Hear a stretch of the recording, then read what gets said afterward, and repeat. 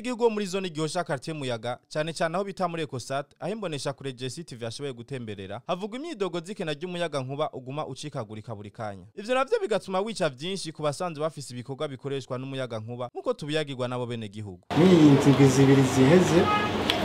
harabaye amapara atandukanye sinzi kwa mico yavuye ko baragiye bacika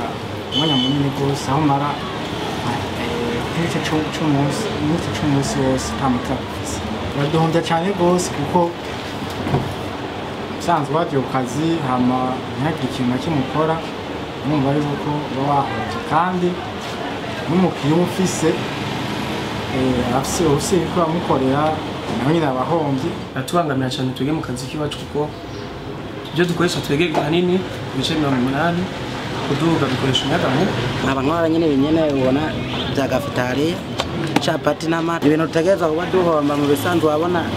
twege ibintu bya gafitari yanye n'ikintu gituma turonka amafaranga ni ibintu by'amata ducuruza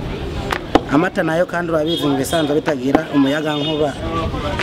bimara umwanya muto ya capfa bakaba bongeye gusaba leta na Regideze ko botorera umuti w'ico kibazo kuko ibiriko birononekara ari byinshi. Batubwira gusaba rero ko Regideze yodufasha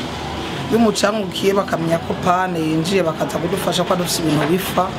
acace usanga two turagira uruhombo rukomeye cyane. Sinova ngo Regideze ushange leta ariko